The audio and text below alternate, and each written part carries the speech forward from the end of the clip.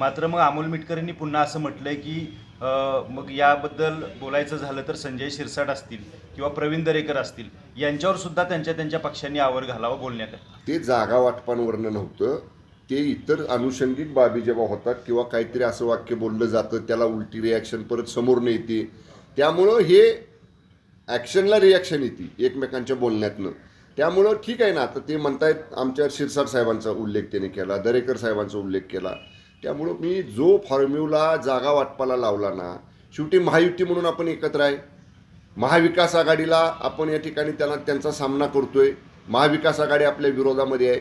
मग महाविकास आघाडीच्या विरोधामध्ये भूमिका घेताना आपल्या महायुतीच्या सगळ्या घटक पक्षांची भूमिका एक असली पाहिजे, एका दिशेनं आपण बोललं पाहिजे. हा त्याच्या पाठीमागचा उद्देश आहे. मी एवढंच सांगेन की उद्यापासून अधिवेशन सुरू होते. आज मंत्रिमंडळाची बैठक आहे. सर्वच महायुतीमधल्या वरिष्ठ नेते या बाबतीतली दखल घेतील आणि आपापल्या नेत्यांना समन्वय कसा ठेवायचा, एकमेकाचं कोऑर्डिनेशन कसं ठेवायचं आणि एकमेकांशी सल्लामसलत करून मतभेद होणार नाहीत अशी वक्तव्य करावीत, या बाबतीत जरूर वरिष्ठ पातळीवरती दखल घेतली. नाही, मी ऐकलं नाही अमोल मिटकरी आमदार राष्ट्रवादी काँग्रेस पक्षाचे काय बोलले, परंतु मी नेहमी सांगतो की महायुती असेल किंवा एखादा अलायन्स असेल, जागा वाटपाची चर्चा अशी माध्यमांच्या समोर करायची नसते. जागा कुणाला किती लढायच्या त्या जे वरिष्ठ नेते असतात आपले, आता समजा महायुतीमध्ये माननीय मुख्यमंत्री एकनाथजी शिंदेसाहेब, माननीय उपमुख्यमंत्री अजितदादा, माननीय उपमुख्यमंत्री फडणवीस साहेब, जानकर साहेब, आठवले साहेब, हे जे प्रमुख नेते आहेत, ही एकत्र बसतील ना आणि ठरवतील ना जागा. त्यामुळं अमोल मिटकरीने आत्ताच असं म्हणणं की प्रत्येकाने 100 जागा लढा नाहीतर पुढचा काय वेगळा विचार करू, अशी वक्तव्य करून ना विनाकारण महायुतीमध्ये गैरसमज निर्माण होतात. त्यामुळं असं गैरसमज कुठलाही निर्माण होईल असं वक्तव्य कुणी करू नये.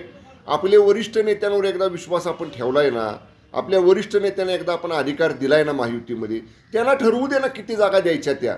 त्यामुळं मी शिवसेना म्हणून एवढंच सांगेन की आमच्या पक्षाचा निर्णय घेण्याचा पूर्ण अधिकार पहिल्यांदाच माननीय एकनाथजी शिंदेसाहेब जेव्हा मुख्य नेते झाले आणि राज्याचे मुख्यमंत्री झाले, तेव्हाच आम्ही सगळ्यांनी पक्ष संघटनेमध्ये महायुतीमध्ये जे काही निर्णय घ्यायचे ते निर्णय घेण्याचे अधिकार माननीय शिंदेसाहेबांनी दिलेत. तसंच भाजपमध्ये आहे, तसंच राष्ट्रवादीमध्ये आहे. हे ठरवतील. त्यामुळे त्याच्यावर जास्त आपण कुणी भाष्य करणं योग्य नाही.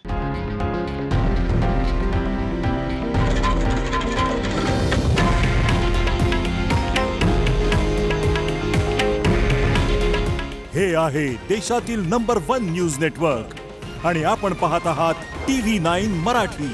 काळजी तुमची, हित महाराष्ट्राचं.